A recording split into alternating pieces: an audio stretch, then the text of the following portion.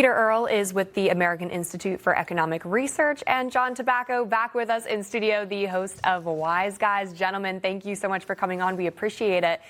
John, this one to you first. What do you make of these remarks, how the president is protecting our Social Security benefits? Look, my mom's on Social Security, her husband's on Social Security, probably, more than a third of America's on, seniors are on Social Security.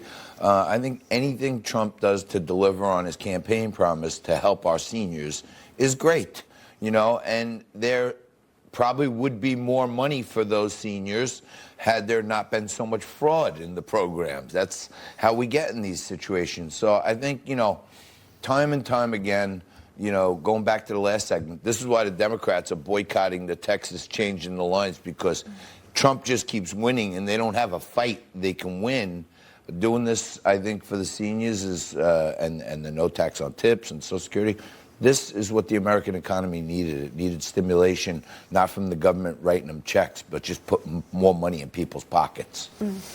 Yeah, again, you can file as early as 62, but if you wait until, I believe, closer to 70, you would get greater benefits. But again, how long does this last in terms of the money?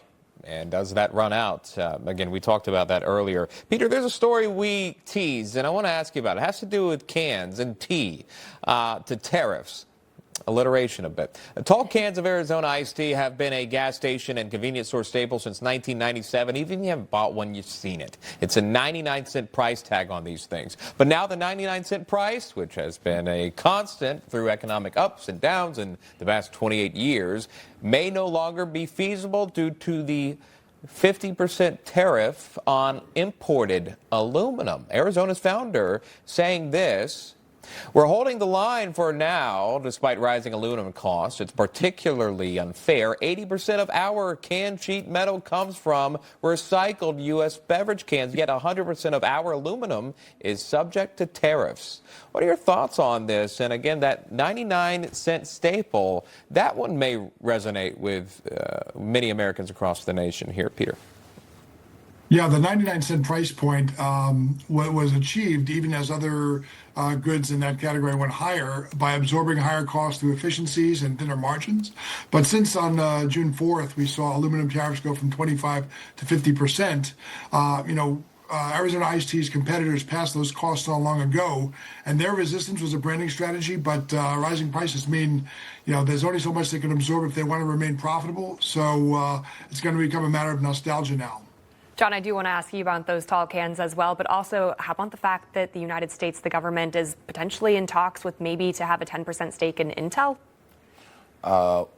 We should have a nice stake in Intel. I would like to see that at least get some help, some management, because all these, Taiwanese semiconductor companies are now investing to build in America.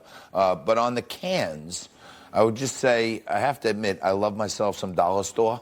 You know what I mean? And when the dollar store went to $1.25, I was kind of broken for a minute there. You know what I mean? Not financially, just like, damn, we even lost the dollar store, Right. So I hope Voltaggio, he was out at the Big Daddy Classic yesterday, which NEWSMAX was a sponsor with Tunnel to Towers. And I hope he will keep the 99 cents for nostalgia, at least make us feel like, okay, there is a great U.S. company that can keep their price stabilized and deliver a good product. Right. I hope they do it for us. Don't take the 99-cent Arizona auto bomber away from Save anything that's less than $1. I mean, it's very rare, very rare. Peter Earle, thank you so much. Also, special thanks to John Tabacco. Appreciate that.